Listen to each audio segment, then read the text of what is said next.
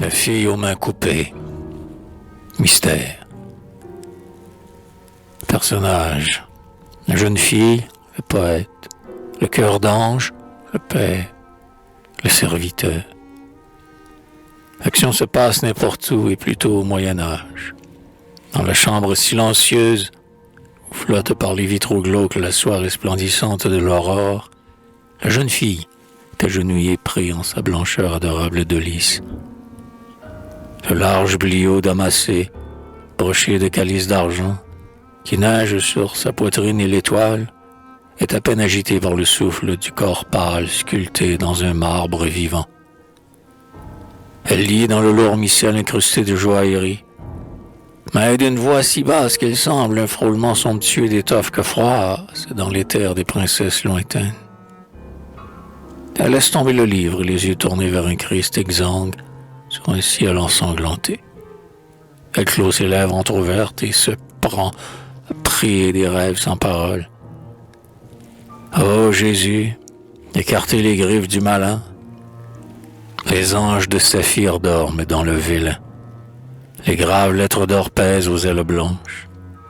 La colombe du ciel s'englue après les branches, et la prière est prise au piège des versets. Ô livre, le parfum sacré que tu versais, vaut moins, pour le Sauveur et pour ses mains percées, que l'inappréciable encens de mes pensées.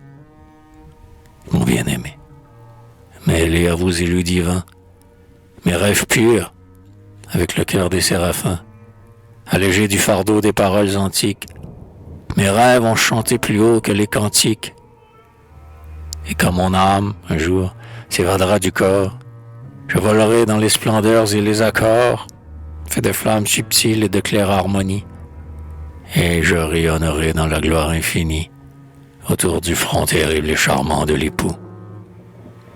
Ô monde, ô vie, ô sens, évanouissez-vous, car là-haut, par-delà les ténèbres premières, dans l'éclat des concerts et la voix des lumières, impérissable, dans le nème de l'amant, la chair immaculée arde éternellement. Baignée d'une musique surhumaine, elle entend comme en elle-même. Enfant, les cieux songés, blancs de lys et de vierge, plus blêmes que la cire odorante des cierges, et les jardins semés d'étoiles, les sommets, d'hermines chastes et de candeur impolluée, mirés au lac où vont les signes des nuées, enfant, les cieux songés seraient clos à jamais. Arrière, le troupeau neigeux d'immaculés, vers l'amoncellement des glaces reculées, les rouges chérubim vous repoussent du seuil, éblouissants. Les crins de votre arbre silice vous sont une moelleuse et royale pelisse. Votre virginité n'est ivre que d'orgueil. Arrière, le blé mûr épars des madeleines, épars sur les pieds nus avec les urnes pleines, brûle seul dans la sainte auréole de feu. Dans le brasier de Christ, avivé de colère, ou fondrier, au froid de fleurs des soirs polaires, qui ne parfumaient pas les hommes avant Dieu. Lorsque le Rédempteur eut brisé les statues, d'autrefois, parmi les colonnes abattues, il laissa reverdir, seul d'entre les maudits, Eros, et lui donna pour royaume la terre.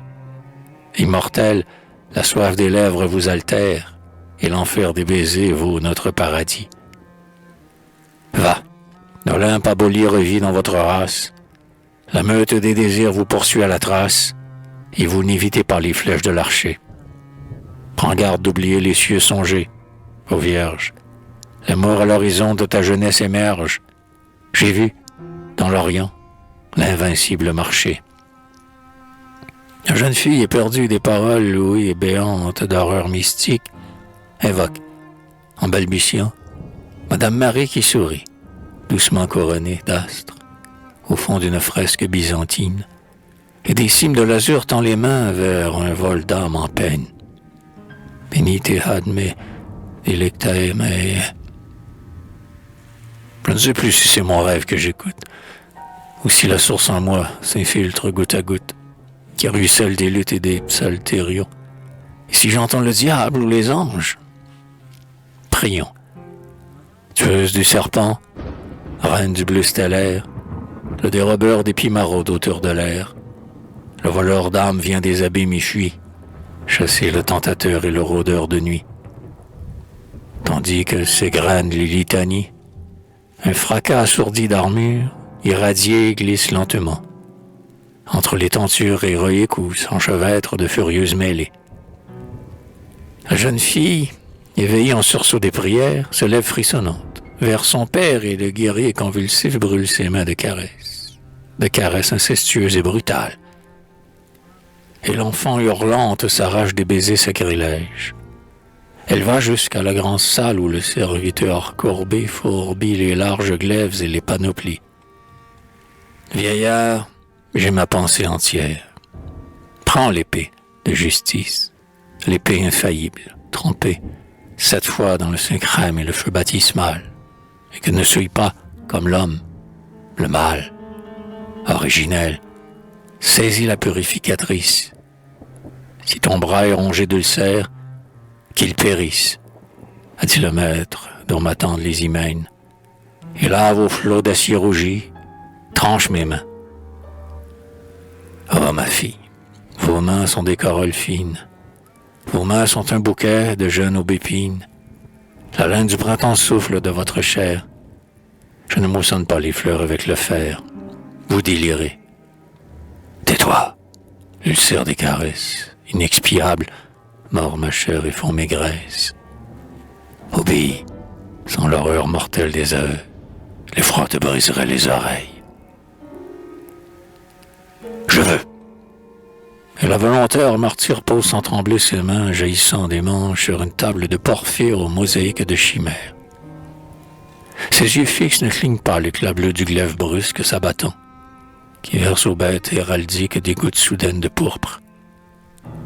Et, brandissant dans la pénombre les 2 torches jumelles des bras mutilés, elle fait prendre une aiguillère de cristal en chemisée d'or.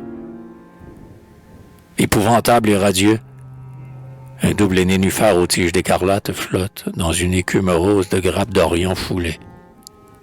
Oh, le vase lustral où l'âme se lava. Va t'emporter l'aiguillère, mon bon père.